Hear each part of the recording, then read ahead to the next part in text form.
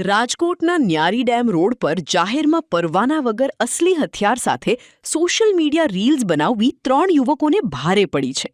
SOG પોલીસે patrolling દરમિયાન કડક કાર્યવાહી કરી ધ્રુમિલ અને ગુનાહિત ઇતિહાસ ધરાવતા આદિત્ય સિંઘ સહિત એક સગીરની ધરપકડ કરી છે. આરોપીઓ પાસેથી પોલીસે એક લક્ઝુરિયસ ફોર્ડ મસ્ટેંગ કાર અને જીવતો કારતૂસ પણ જપ્ત કર્યો છે. તપાસમાં સામે આવ્યું છે કે આ હથિયાર તેમના સંબંધી નિલેશ હિરાણીનું લાયસન્સવાળું હતું, જેથી પોલીસ હવે તેમનું લાયસન્સ રદ કરવાની પ્રક્રિયા પણ હાથ ધરી છે. ક્રાઇમ ડીસીપી જગદીશ બાંગરવાએ હથિયાર ધારકોને પોતાના હથિયારો સુરક્ષિત રાખવા કડક ચેતવણી આપી છે.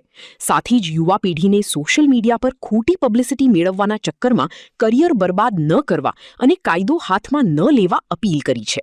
ગઈકાલે રાજકોટ શહેર એસઓજીની ટીમ પેટ્રોલિંગમાં હતી. તે દરમિયાન રાજકોટ ન્યારી ડેમ મેન રોડની બાજુમાં જાહેરમાં ધ્રુમિલ અમિતભાઈ ઠાકોર રહેવાસી અમદાવાદ અને આદિત્યસિંહ દિલીપસિંહ રાઠોડ રહેવાસી ગાંધીનગર તથા એક અન્ય બાળકિશોર એ કોઈ પણ જાતના પાસ પરમિટ વગર પરવાના વગર એક હથિયાર સાથે રીલ્સ બનાવતા હતા અને એમની પાસે એક જીવિત કાર્ટ્રેજ પણ હતો. તો એ બાબતે રાજકોટ શહેર એસઓજી દ્વારા ડીસીબી પોલીસ સ્ટેશનમાં આ ત્રણેય આરોપીઓ વિરુદ્ધ એક ગુનો દાખલ કરાવવામાં આવેલ છે. એ ગુનો આર્મ્સ એક્ટની કલમ 25(1)(b)(a) 29 અને જીપી એક્ટની કલમ 135 અને બીએનએસની કલમ 223 મુજબ દાખલ કરવામાં આવેલ છે. આ જે આરોપીઓ છે એમાંથી બે જે આરોપીઓ છે એ મેજર છે, એના વિરુદ્ધ અમે એફઆઈઆર નામજોગ દાખલ કરી છે અને એક કાયદાના સંઘર્ષમાં આવેલ બાળકિશોર છે, એમની વિરુદ્ધ જે એક્ટ છે એ મુજબ કાર્યવાહી કરવામાં આવશે. આ જે આરોપી ધ્રુમિલ અમિતભાઈ ઠાકોર છે એ બીકોમ સેકન્ડ યરનો સ્ટુડન્ટ છે અને 20 વર્ષની એની એજ છે. અને બીજો જે આરોપી છે આદિત્ય દિલીપભાઈ રાઠોડ, એની એજ જે છે 18 વર્ષ છે. એ ધોરણ 12માં ભણે છે અને 3-4 વખતથી ધોરણ 12માં જ છે ફેલ થવાના કારણે. એના વિરુદ્ધ 4 ગુના દાખલ થયેલા છે ઓનલાઈન ડેટાબેઝ પ્રમાણે, જેમાં એક ફેટલનો, એક કલ્પેબલ હોમિસાઇડ નોટ અમાઉન્ટિંગ ટુ મર્ડરનો, એક અટેમ્પ્ટ ટુ મર્ડરનો અને એક મારામારી વિથ રાયોટિંગનો ગુનો દાખલ થયેલો છે.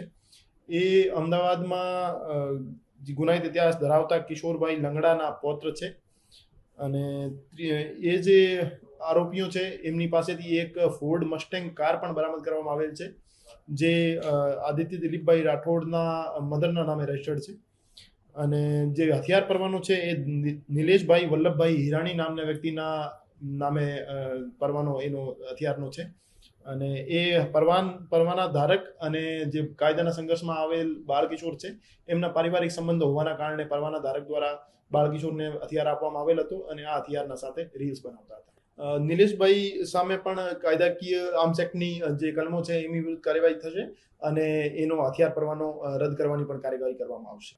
હું તમામ હથિયાર પરવાના ધારક જે વ્યક્તિઓ છે એને અપીલ કરવા માંગુ છું કે એ પોતાનો હથિયાર સાચવીને રાખે, એમની પાસે જ રાખે. એ કોઈ પણ એવા વ્યક્તિ જે ગેરજિમ્મેદારાના હરકતો કરે છે એને કોઈ પણ પરિસ્થિતિમાં હથિયાર પોતાનો અથવા એનો પરવાનો ટ્રાન્સફર ના કરે, હેન્ડઓવર ના કરે. અને આજકાલના યુવા પેઢીને હું અપીલ કરવા માંગુ છું કે એ ખોટા સોશિયલ મીડિયા ઉપર પોપ્યુલર થવાના ચક્કરમાં, રીલ્સ બનાવવાના ચક્કરમાં કોઈ પણ કાયદા વિરુદ્ધ જઈ એવો કોઈ કૃત્ય ના કરે જેનાથી એનો કરિયર બગડે અથવા એને જેલના સળિયા ગળવા પડે. રાજકોટ જે માઇનોર છે એ માઇનોર રાજકોટનો રહેવાસી છે અને એ એમનો મિત્ર છે અને મિત્રને મળવા માટે આવ્યા હતા. ફોર્ડ મસ્ટેંગ લઈ અને હથિયારની સાથે ન્યારી ડેમની બાજુ રીલ્સ બનાવવા ગયા હતા. હા, તપાસ દરમિયાન અમે જે ગાડીની રીલ્સ છે એમાં કોઈ એમવી એક્ટની જોગવાઈઓનો અથવા અન્ય કોઈ કાયદાકીય જોગવાઈનો ભંગ થતો હશે તો એની પણ અમે તપાસ હાથ ધરીશું અને કાર્યવાહી કરીશું.